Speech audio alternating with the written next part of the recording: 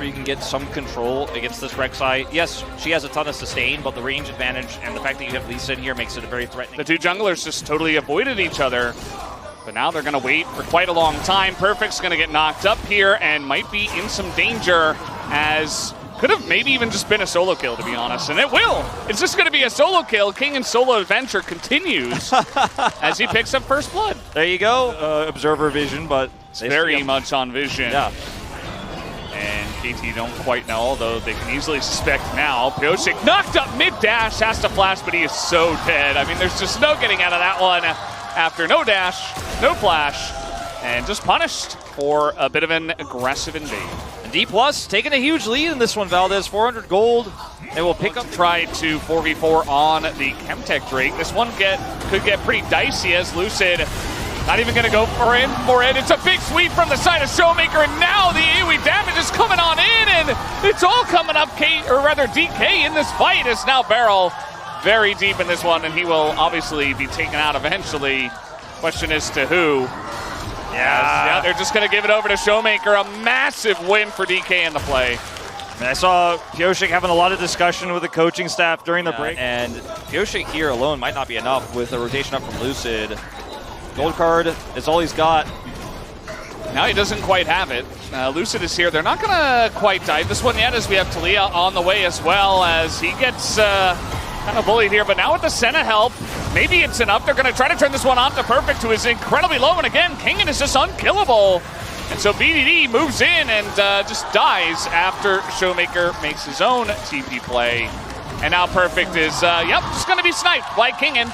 That was your only chance as KT, I think, to turn this game. Gold is going to feel like a consolation prize, but nothing else is.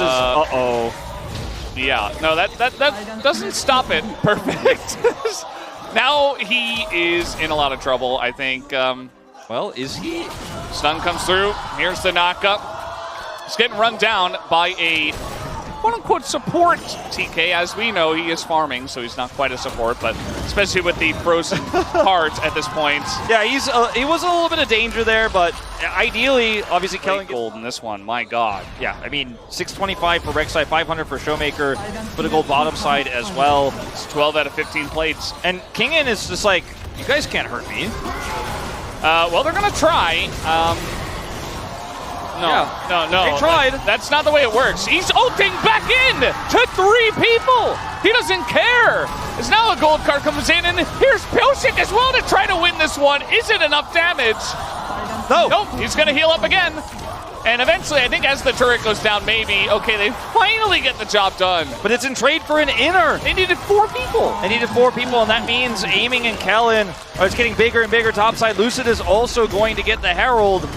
And this Rek'Sai pick once again for Kingen coming up huge in a completely very comfortable spot in this game, don't get me wrong. This time, okay, is it enough? I mean, I think it is enough. Can they be clean enough to not throw the lead? Now, D+, if we get to 25 minutes, and then they start losing, that's when it happens. Like, scientifically, it's been proven. Like, if D+ can win the game before 25 minutes, they have a lead. True. Statistically speaking, they have a good chance. As BDD will stop this charge from going through, but that is going to be at the expense of his ultimate here, and that means that D+ are just going to push elsewhere. But my issue is that this is a Senna comp, and the Tahm Kench is starting to get well and truly tanky here. I mean, yes, KT had a Veigar, but I think Senna a little bit more oppressive when it comes to the late game in terms of what she can do in team fights here. There's definitely some magic could happen here, but you're dealing with Showmaker, who's also on 2 items now on the Azir. I just don't see it. Well, he's going to try to get it as the sweep comes in, but Showmaker just going to be devoured as well, and he'll be totally fine. Barrel has to flash away from this one. As he goes back in, gets the hook. Do they have the damage? Yes, they do. As now BDD going to trade it back 1 for 1 in the support role. Very scary there for the side of KT, but they are able to get that kill onto the Tahm Kench. They continue to siege here. Lucid is on the flank. Oh no, BDD! He's getting Rek'Sai right now, and yeah, he's even going to get flanked on by Lucid.